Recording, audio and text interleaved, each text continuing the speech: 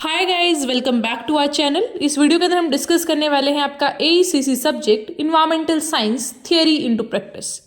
तो इसका यूनिट 3 हम डिस्कस करेंगे पूरी वीडियो के अंदर, तो लास्ट तक बने रहिएगा ताकि आप किसी भी पॉइंट को मिस ना करें। जो बाकी 2 यूनिट्स हैं वो ऑलरेडी अपलोड किए जा चुके हैं, उसे आप जो अनएक्सप्लोर्ड लिटरेचर वाला चैनल है उस पर चेकआउट कर सकते हैं। इस चैनल पे जल्दी से 1000 सब्सक्राइबर्स करवा दीजिए, फिर आपके लिए बहुत सारे इंटरेस्टिंग कंटेंट्स हमने सोचे हैं।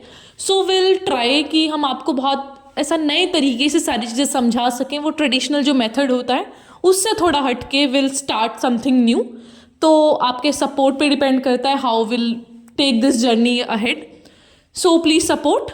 Alright, so now without wasting much of your time let's start the topic. सबसे पहले देख लेते हैं सिलेबस को। So the name of the unit is natural resources, जहाँ पे हम 4 मेन हेडिंग्स की बात करने वाले हैं: land resources, water resources, energy resources and the case studies. कि इन सारे जो भी नेचुरल रिसोर्सेज है उनसे रिलेटेड कौन कौन से केस स्टडीज हैं, या फिर कहीं क्या क्या प्रॉब्लम्स चल रही हैं इंटरनेशनल लेवल पे, इंटरस्टेट लेवल पे, या फिर किसी भी तरीके से क्या प्रॉब्लम्स हैं related to the natural resources. So first topic is land resources. आसान शब्दों में कहें तो सारा जो लैंड है it is like a resource to us, जहाँ पे हम खेती कर सकते हैं, रह रहे हैं यहाँ पे हमें बहुत सारे मिनरल्स मिलते हैं, इसकी वजह से क्लाइमेट डिसाइड होता है। तो बहुत सारी जो चीज़ें हैं those are related to land, जहाँ पे हमारा पूरा सर्वाइवल पॉसिबल हो पा रहा है, जहाँ पे हम एग्रीकल्चर, फॉरेस्ट्री, ह्यूमन एक्टिविटीज़ जैसी सारी चीज़ें कर पा रहे हैं। तो लैंड है जो वो अपने आप में ही एक रिसोर्सेज है फॉर एवरी लिविंग बीइंग। बात करें इसके यूजेस की तो काफ़ी सारे यूजेस हैं लैंड रिसोर्सेज की। तो यहाँ से हमें मिनरल मिलता है, सॉयल, एग्रीकल्चरल क्रॉप्स, फिर नेचुरल जो फॉरेस्ट प्रोडक्ट्स हैं वो मिलते हैं, मेडिसिनल प्लांट्स मिलते हैं, फॉरेस्ट बेस्ड जो इंडस्ट्रीज़ है उनका भी रॉ मटेरियल यहीं से आता है। And the most important is are livelihood, कि हम यहाँ पे रह ही इसलिए पा रहे हैं बिकॉज वी हैव लैंड। हवा में थोड़ी डोलते हैं हम। So that kind of things are very important when it comes to land resources. अब ये जो हमारे लैंड रिसोर्सेज है इनका एक्सप्लॉयटेशन कैसे हो रहा है, तो सबसे पहला एक्सप्लॉयटेशन का तरीका है डिफॉरेस्टेशन। कि भाई बहुत सारे पेड़ तुमने काट दिए, इसको बोलते हैं डिफॉरेस्टेशन। जो फॉरेस्ट था उसको तुमने काट दिया एट अ लार्जर लेवल। तो इससे काफ़ी सारी प्रॉब्लम्स आ सकती हैं, जैसे कि सूखा पड़ सकता है, जंगलों में आग लग सकती है, टेम्परेचर बढ़ सकता है, एनिमल्स की डेथ होगी, फिर बहुत सारी जो स्पीसीज हैं वो गायब हो जाएंगी, वेजिटेशन एंड रिसोर्सेज का लॉस तो होगा ही। और ये चीज़ें ऐसी नहीं है कि हमें बिल्कुल प्रैक्टिकलिटी में ऐसा देखने को नहीं मिलती है। This all things are going in front of us. कितना न्यूज़ में आता है कि ग्लोबल वार्मिंग हो रहा है, पेड़ लगाओ, पेड़ों को मत काटो। तो जो पेड़ को लगाने वाला प्रोसेस है that is called afforestation. So we should focus on that कि भैया जितना काट रहे हो, we can not deny this fact कि भैया हमें पेड़ की ज़रूरत है। जब तुम्हें पेड़ों की ज़रूरत है तो तुम क्या करो, जितना काट रहे हो उतना लगा दो। तो इस तरीके से तुम्हें रिसोर्सेज को यूज़ करना पड़ेगा ताकि हम जो पूरा अपना सर्वाइवल है उसको मेंटेन कर पाए। The next issue is of mining.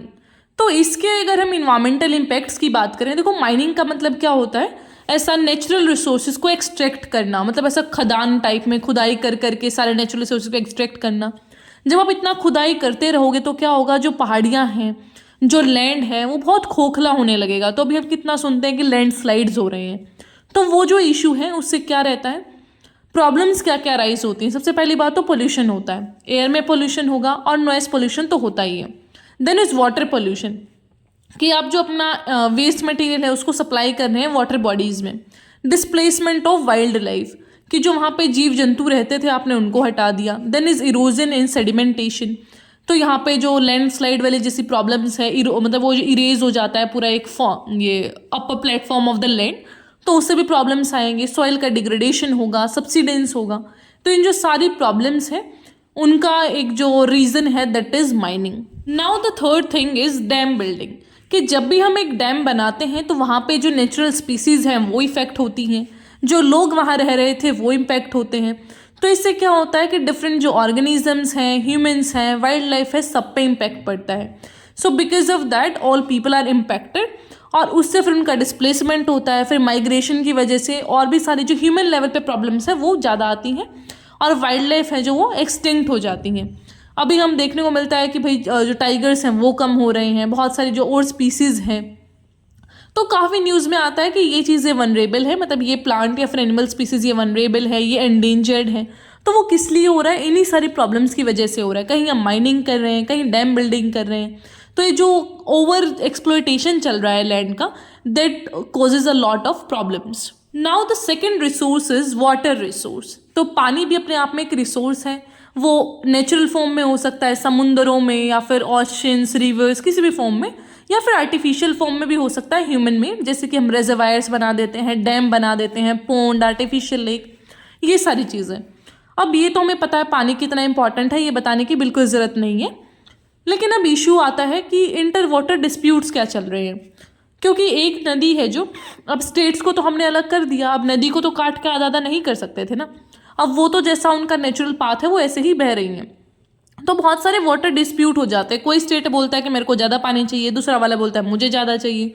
तो इस वजह से काफ़ी जो वाटर डिस्प्यूट्स हो रहे हैं, so few of them are Ravi and Beas water dispute, फिर महानदी वाटर डिस्प्यूट, कृष्णा, कावेरी, ये सारे वाटर डिस्प्यूट चल रहे हैं इंडिया के अंदर.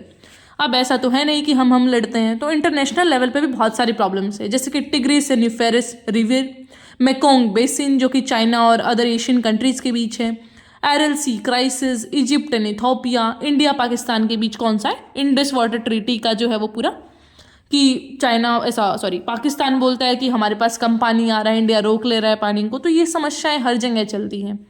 सो बिकॉज ऑफ दैट हमें ये पता लगता है कि इंसान पानी के लिए भी क्यों मर रहा है. इतना सारा तो पानी है बहुत सारा, लेकिन पीने के लिए बहुत कम पानी है. And that is very important हमारी ह्यूमन सर्वाइवल के लिए भी, हमारी नीड्स के लिए भी, and also for the energy generation. जो अभी हम हाइड्रो इलेक्ट्रिक एनर्जी प्रोड्यूस करते हैं उसके लिए भी बहुत ज़्यादा इंपॉर्टेंट है पानी.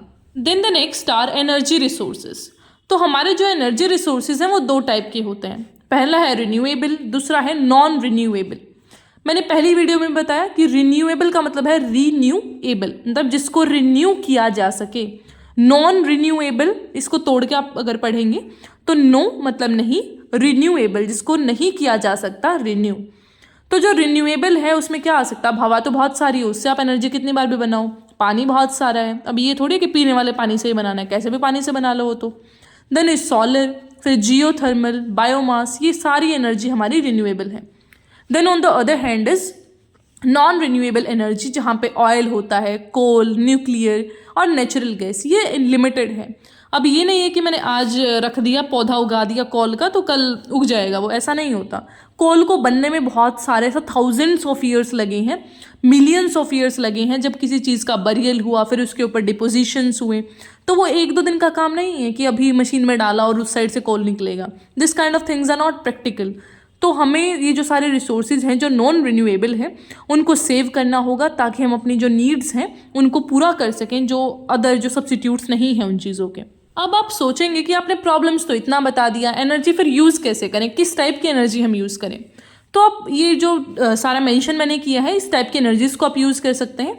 जैसे कि जियोथर्मल एनर्जी, हवा का आप यूज़ कीजिए, जो टाइडल हम विंड यूज़ करते हैं ना, टाइडल पावर प्लांट्स. फिर सोलर प्लेट्स आप अपने घरों पे लगा सकते हैं. हाइड्रो इलेक्ट्रिक मतलब पानी से जनरेट कर सकते हैं. बायोमास का यूज़ कर सकते हैं, जो हम गोबर गैस भी बोलते हैं. इस टाइप की जो चीज़ें हैं उनका आप यूज़ कर सकते हैं. I am not saying at individual level, this is at the larger level. Because आप सोलर पैनल तो लगा सकते हैं, पर ये हवा से बनाना, this things are at higher level, तो वो हमें अपनी कंट्री में प्रमोट करना होगा. तो इसी बिहेवियर को ऐसा बढ़ाने के लिए, अवेयरनेस को रेज करने के लिए एक मिशन लॉन्च किया गया था, that is national solar mission, जिसको ऑफिशियली बोला जाता है Jawaharlal Nehru national solar mission, JNNSM. तो गवर्नमेंट ऑफ इंडिया ने इसे प्रमोट किया था ताकि हम सस्टेनेबल ग्रोथ कर सकें सोलर पावर का हमारी कंट्री के अंदर. 2010 में इसको एस्टेब्लिश किया गया था ताकि हम एक ग्लोबल लीडर बन सके हमारी जो भी सोलर एनर्जी प्रोडक्शन है उसमें. फिर हमारा नेक्स्ट जो इशू है that is Kaveri water dispute. तो क्या हुआ था कि अभी रिसेंटली इतना न्यूज़ में रहा ये कावेरी वाटर डिस्प्यूट, जहाँ कर्नाटका, तमिलनाडु, केरला, पुडुचेरी, ये सारे जो राज्य हैं वो थोड़ा डिस्प्यूट में रहते हैं. अब देखो, जो साउथ का जो रीजन है हमारा, वहाँ पे ना रेगुलर फ्लोइंग रिवर्स नहीं है, वहाँ पे सीजनल रिवर्स हैं. मतलब कि वो मौसमी रिवर्स हैं जो एक मौसम में, एक पर्टिकुलर सीजन में ही बहती हैं. इसलिए फिर उनको वाटर डिस्ट्रीब्यूशन का प्रॉब्लम होता है. कई बार तो उनके पास इतना पानी आ जाता है कि बाढ़ी आ जाती है, कई बार पानी ही नहीं होता. तो जिसकी वजह से इनके बीच प्रॉब्लम्स रहती है कि भाई हम कितना पानी आपको देंगे, कितना हमें चाहिए. जब ज़्यादा आ जाता है तो वो छोड़ देते हैं, दूसरे वाले राज्य में बाढ़ी आ जाती है. और जब उनके पास कम होता है तो वो बोलते हैं कि हम अपनी नीड्स पूरी करेंगे, आपको शेयर नहीं करेंगे। सो बिकॉज ऑफ दिस ये जो पूरा डिस्प्यूट है वो चल रहा है। Then is Sardar Sarovar dam, ये नर्मदा रिवर है जो हमारी, उसके ऊपर लोकेटेड है। तो वहाँ पे क्या हुआ था कि जब ये डैम को कंस्ट्रक्ट किया गया तो बहुत सारी कम्युनिटीज़ को वहाँ से हटाया गया, तो उसकी वजह से बहुत सारी प्रॉब्लम्स हुई। एक जो कंस्ट्रक्शन का वर्क है उसको भी रोकने की कोशिश की गई, भाई आप इन लोगों को क्यों हटा रहे हैं। ये लोकल कम्युनिटीज़ हैं यहाँ की, इन्वायरमेंटल कंसर्न्स भी दिखाए गए कि आप कितने पेड़ों को यहाँ पे काटोगे, कितना जो इन्वायरमेंटल इम्पैक्ट है इस चीज़ का वो होने वाला है। फिर आता है चिपको मूवमेंट। चिपको मूवमेंट को हम चिपको आंदोलन भी बोलते हैं। तो ये सबसे इनिशियल माना जाता है एक इन्वायरमेंटल मूवमेंट जो कि 1970s में आया। इसमें क्या था कि जब वो लोग काटने को आते थे, ऐसा एडमिनिस्ट्रेटर्स थे जो भी पेड़ों को, तो जो लोग थे वो पेड़ों को चिपक जाते थे, मतलब उनको हक कर लेते थे बिकॉज ऑफ दैट कि भाई ये हमारा पार्ट है, अगर आप इनको काटोगे तो हमें भी काट दो साथ में। तो ये मूवमेंट है जो वो काफ़ी इंस्पायर करता है, बहुत सारे रीजंस में भी आज तक भी इसको काफ़ी कोट किया जाता है when ever it comes about environmental studies या फिर जो भी कंसर्न्स है उसके बारे में। देन इज एपिको मूवमेंट, ये हुआ था हमारे वेस्टर्न घाट जो रीजन है कर्नाटका वाला, वहाँ पे 1980s में। चिपको मूवमेंट से ही सिमिलर है, यहाँ पे भी हमारा जो डिफोरेस्टेशन है उसके खिलाफ अवेयरनेस रेज की गई है। देन इज तरुण भारत संघ, ये जो TBS है एक नॉन गवर्नमेंटल ऑर्गेनाइजेशन है जिसको हम NGO बोलते हैं, राजस्थान ये बेस्ड है। एंड इसके जो फाउंडर हैं his name is Rajendra Singh, जिन्होंने इसको फाउंड किया था 1975 में। ये भी sustainable water management, rural development और इन्वायरमेंटल कंजर्वेशन की बात करते हैं। तो इसके साथ आपका ये यूनिट जो 3 है वो पूरा कंप्लीट होता है। आई होप आपको समझ आया होगा। कोई क्वेश्चन है तो पूछ लीजिएगा। जिस भी टॉपिक पे आपको वीडियो चाहिए तो उसे आप कमेंट कर दीजिए। And also don't forget to give your feedbacks and likes. जो भी आपका फीडबैक है that will be very much appreciated and वो हमारे हार्डवर्क को पे ऑफ करेगा because your views matters a lot for us. Alright, so I will meet in the next video. Till then take care, stay happy, stay healthy and जल्दी से 1K subscribers करवा दीजिए।